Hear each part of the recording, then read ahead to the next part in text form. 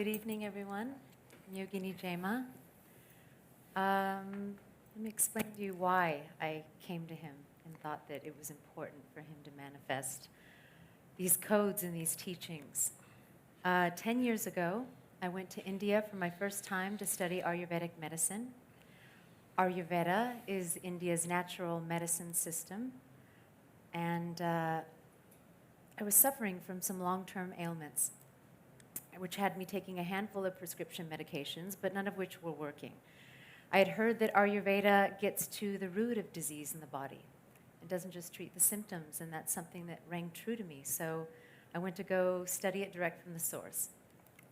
My daily curriculum there started with morning yoga.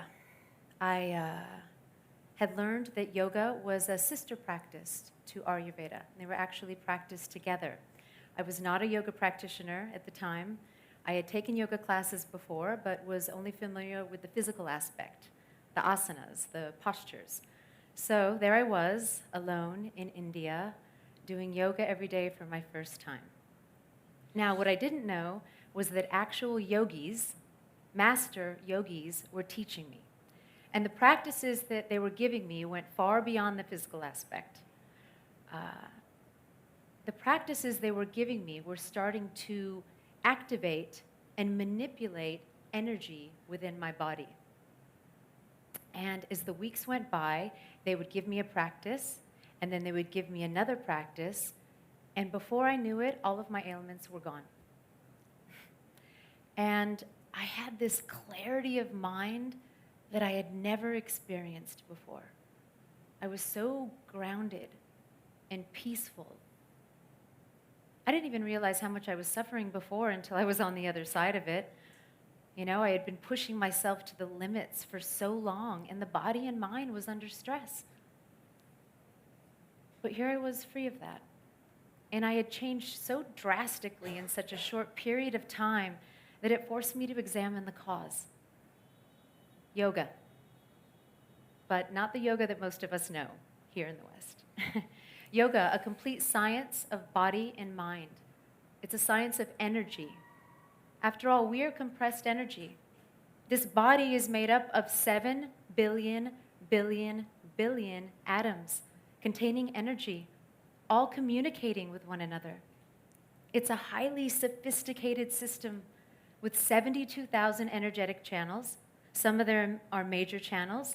Then we have energy centers, all of which is directly connected to the network of energy in the universe.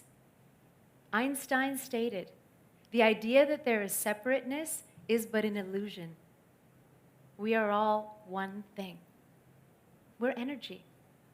Partly energy converted into matter, but still energy.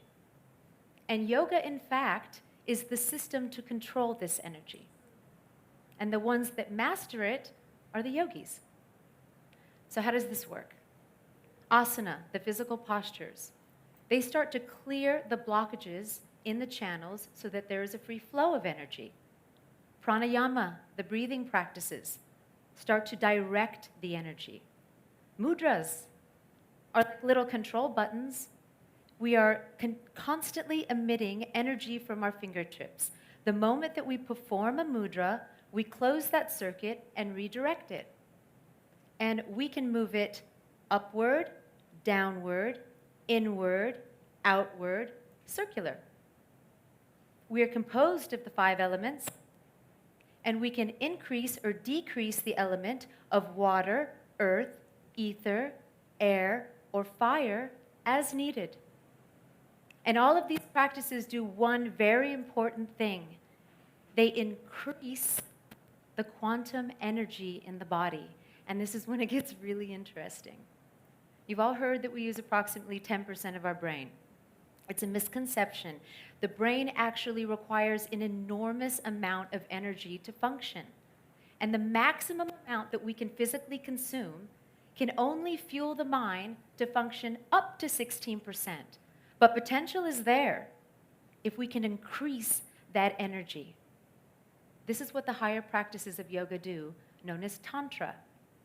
Tantra means expansion of consciousness. In Sanskrit, tan means expansion of mind, Tra means expansion of energy. When you do these practices, you are increasing that intake of energy that can further fuel the mind and expand your consciousness. Increase that percentage. When you do them, you are tapping into your higher faculties. The mind itself is so powerful. Our thoughts themselves are superpowers. They operate at a very high frequency. To understand this, you need to understand sound waves. Sound has 4 manifestations: gross, subtle, mental, cosmic. Gross is like the spoken word. It operates at a low frequency. Subtle is like a whisper, and it operates at a higher frequency. Mental noise. You can all hear the thoughts in your mind, can't you? What about when a song gets stuck in your head? That is mental sound. These are your thoughts, and they operate at a very high frequency. Then there's cosmic sound, the transcendental experience, where the vibration is so high that it appears to freeze and become oneness. So, our thoughts are operating at this very high frequency, but with on average 70,000 thoughts that we have in a day, that high frequency vibration is being emitted and then quickly replaced by another thought. So this is happening. But imagine if you could focus on one thought, and if that high frequency vibration was held. This is the power of intention. The Vedas call this sankalpa, the power of will, Isha Shakti. And whether you hold one thought or you keep repeating it again, that's a yogic practice called japa, you continuously are emitting that same high frequency vibration out into the universe. It's like a laser beam, and it travels far. And energy attracts like energy. It's the law of attraction. So your thoughts have the power to become a magnet and draw towards you whatever it is that you're thinking. Every single one of you has the power to attract whatever you may ever need or want in life. We are all a powerhouse of untapped potential. We just don't know how to access it. And this is what the Yogi Code is giving you access to, your own higher potential. In India, I developed a routine. I started to do the practices, which started to expand my consciousness. And in that awareness, I started to set intentions and live a life of purpose. On New Year's 2012, I set one specific intention: to know love. I had done the work on myself, and I was ready.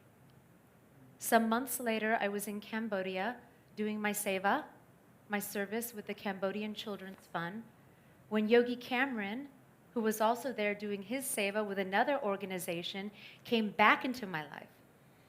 And I say back into my life because he was, in fact, one of the master yogis that facilitated my growth back in the beginning in India. At that moment, we knew we were meant to walk this path together and spend our lives loving one another. So I began living a life of love. Routine, practice, self-study, intention, purpose, service, love. They are 7 universal laws. It's a yogic code, a formula. And the past 10 years of my life are a testament to it. And this is what the Yogi Code is giving you, this formula. And you don't have to understand anything that I just said for it to work, because I certainly didn't when I started doing the practices. But do them, and they will activate your higher faculties. They will lead you to access your highest potential. And that is what I came to him and told him.